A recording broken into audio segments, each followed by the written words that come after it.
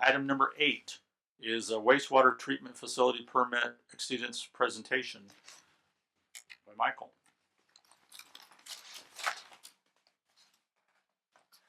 Is that on? Not working?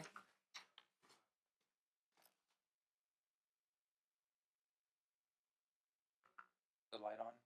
Light needs to be on? Okay. Good evening, Mayor, members of the council. It's with great pleasure I give you this presentation about the wastewater treatment plant compliance history, past, present, and future. A little background about the wastewater treatment facility. It was built in 2 phases. The first phase was done and completed in 1972, which is just primary treatment. Very simple. The second phase, which we'll get into more detail a little bit later in the presentation, included secondary treatment, the organic treatment of the facility. It underwent a kind of a major expansion in 2005. And so this right here is where we're talking about the secondary clarifiers with the recent exceedances the facility's experienced. That clarifier right there at the bottom left, what we call the east clarifier, is the one that we're having issue with. It was identified as having problems when we were going through the facility in our preventative maintenance program that we've implemented a few years ago. You can also, back up. You can also see that big green area right there. That's the space for the planned 4th secondary clarifier. So the plant's already been plumbed, the equipment, electricals, kind of everything's in place, anticipating that clarifier to be installed. Okay. So before we start talking about the exceedances, probably should talk a little bit about just how the secondary process works. The tank that you see right here with all the bubbles in it, that's what we call our aeration tank, aeration basin. For the city of Yuba City, that's 1.8 million gallons in size. And what it contains is billions and billions of bugs. So many, in fact, that the operators on a daily basis will figure out the weight of those bugs. And depending upon the time of the year, in the colder months, we may have 50,000 pounds of those bugs in that basin, 25 tons of living, breathing material. So you see these little bubbles right here. That's the air that we feed those bugs because they're breathing. The compressors that we have at the facility, you might consider those the lungs of the plant. They provide about 10 tons of oxygen a day that's consumed by those bugs.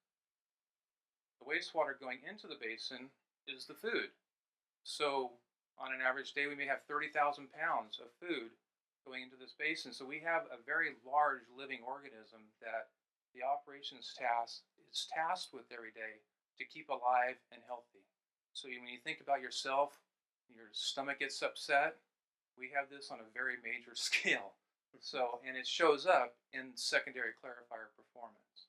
So, next slide. This is a settleometer. It's a lab beaker, but it illustrates what a secondary clarifier does. And in this case, we've got a very nice interface right here. This is not human waste down here. What that is all the bugs that the secondary clarifiers are collecting. We don't want to waste those. We want to put them back in the system so they could do more work.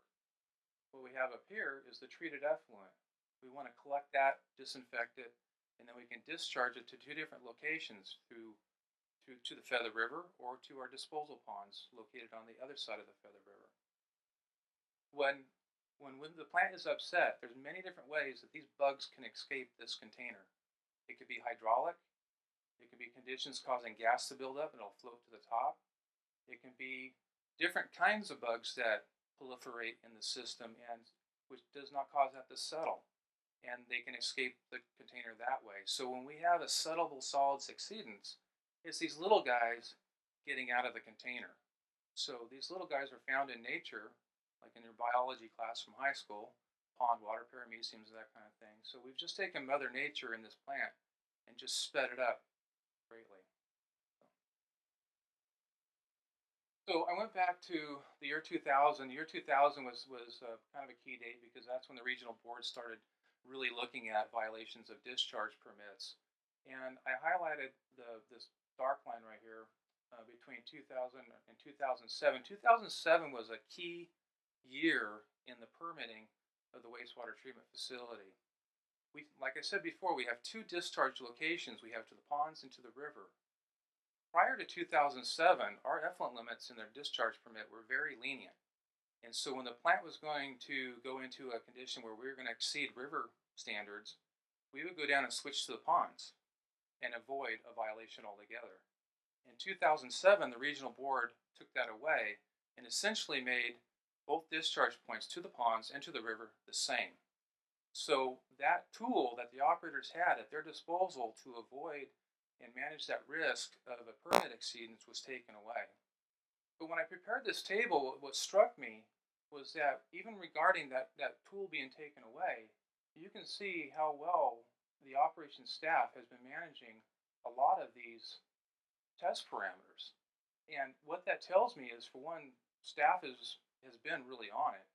The other thing is our maintenance program, because we focused on the contact base, we focused on these exceedances with the chlorine, total call from pH.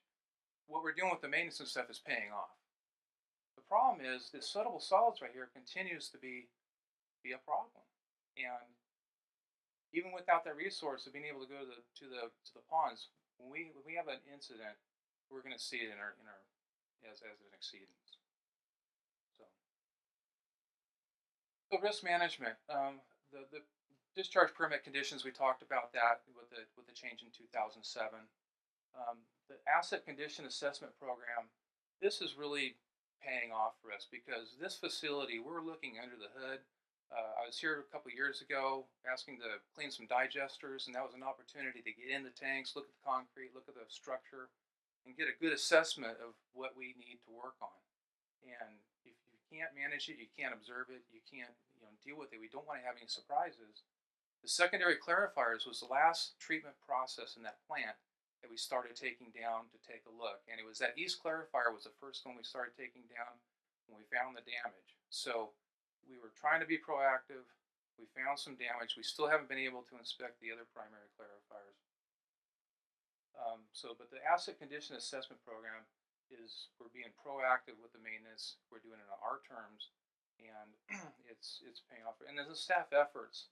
I was really proud of staff, laboratory operations, maintenance, electrical, that after this latest exceedance, they got together and to see if there's anything else that they could do a little more proactively, react a little bit sooner in the process. And it was amazing when they came together what they came up with. And so they're working on SOPs right now and trying to implement some of these little things so that we can manage things in the short term until we get to the long-term solutions. So the secondary clarifier remedies, in the short term, the operations team is going to increase the frequency of monitoring. There's some things that they can do just to keep a little bit closer tabs on the sludge blankets and how the secondaries are performing. And so they have just recently, like I said, reviewed current processes, and they're tweaking things. They keep a pretty tight, watch on things. So there's not a lot of room for improvement, but they're chasing it. So they're doing a good job with that. The long term, a fourth secondary clarifier needs to be constructed. We need to have a fourth clarifier so we can take these clarifiers offline on a routine basis. The thought being, we take one down once a year. So every 3 years we get in, we look at it, we look at the concrete, look at the structure, we look for cracks, we look for anything, and deal with these problems when they're small and not when they're big. And with that, you can see that here's the site of the fourth clarifier. That's our aeration basin off the left. And with that, I'd be happy to entertain any questions. Questions from council members? To the mayor. Yes. Mike, part of driving the exceedance is this driven by the volume that's just coming into the plant alone? The volume over the past 6-7 years has really remained the same. Flow-wise, organic loading-wise, solid-wise, it's really kind of just plateaued. And with the drought, actually, hydraulically, it's been a little bit less. We've seen the conservation efforts kind of trickle through the whole system.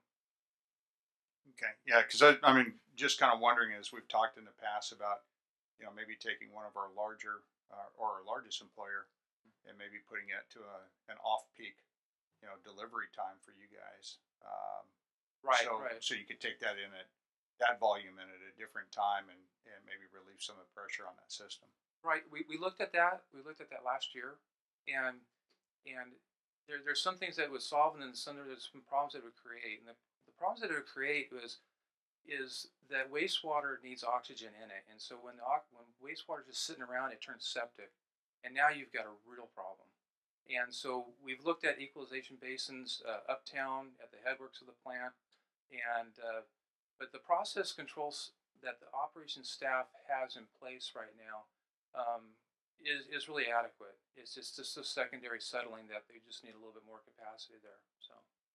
And I just want to let you know, in the last couple of years, probably the last 3 years, it's been a remarkable change, just in the southern portion of Yuba City, just with everything with that plant's presence there.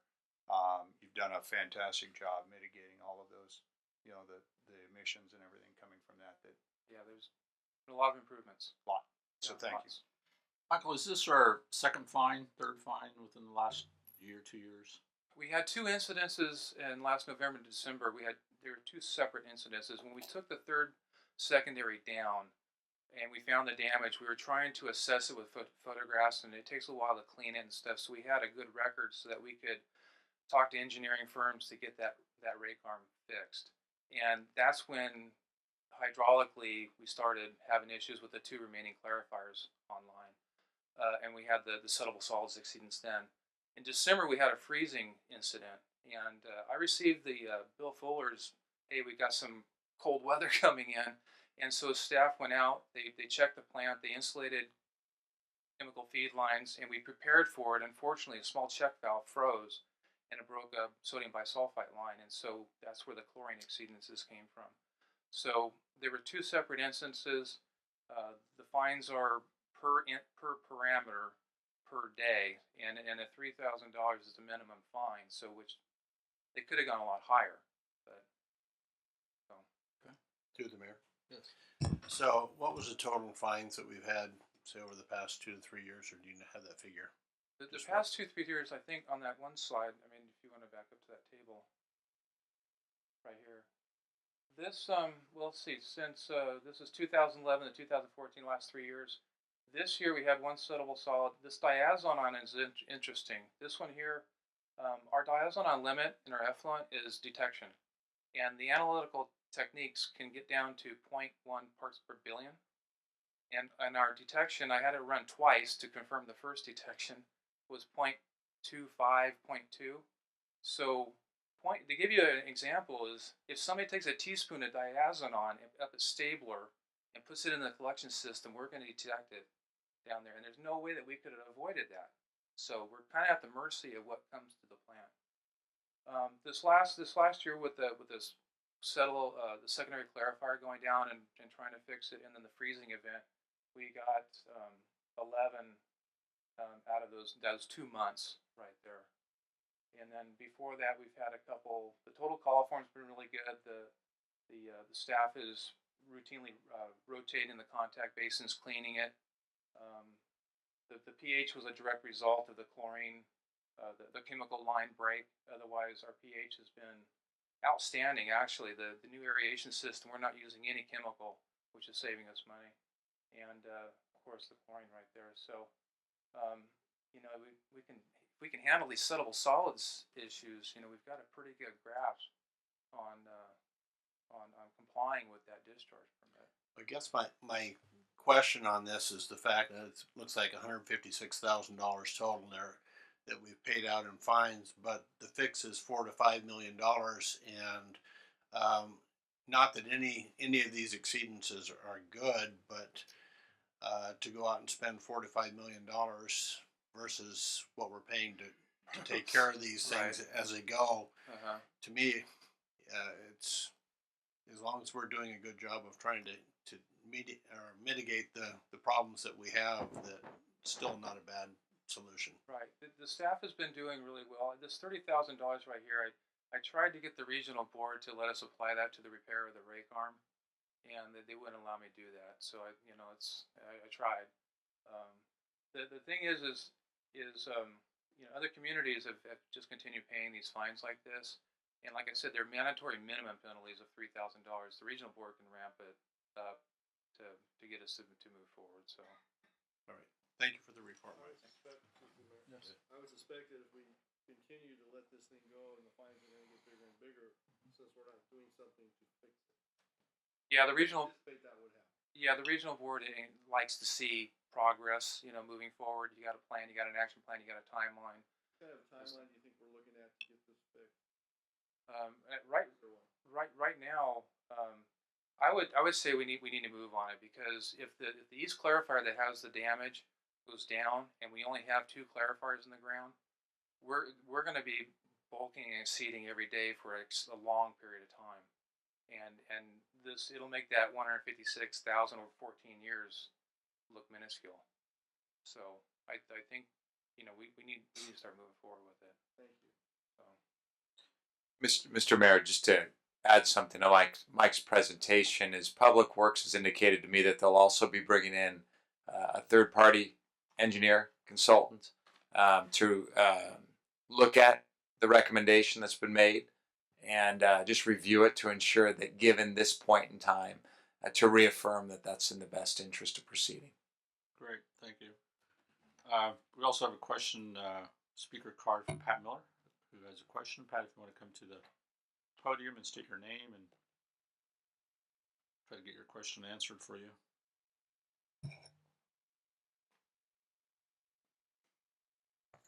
Pat Miller, and he did a tremendous job of presenting the issue and answered several of my questions, so I appreciate that.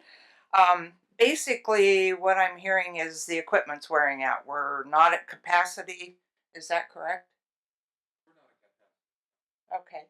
And do you have an estimate of when we would be at capacity? What will Lincoln East do when that is developed? Well, we're not at capacity in the sense that we're rated at 10.5 MGD average flow, and we're treating about 6. But the issue is, when we get into these maintenance that they have the redundancy process, keep the equipment good operation. Sorry. Speak in the microphone because it is Oh, recording there. okay. I'm sorry. So the plant's rated at 10.5 MGD, and currently we're discharging about 6 MGD treated effluent. So we're about 60% of capacity. But these process units, they need to have something so you can take things offline and inspect them and repair them and look at them and that kind of thing. How old are these units? Were they installed? I think that was in the staff report. Yeah, I can't remember. The east and west secondaries were built in 1975, and then we added the third secondary clarifier, which is the bigger one, to the south, and I believe that was completed in 1995 or 96. But it's in the staff report. Thank you very much. Thank you, Pat. Okay, this one here is just for note and file.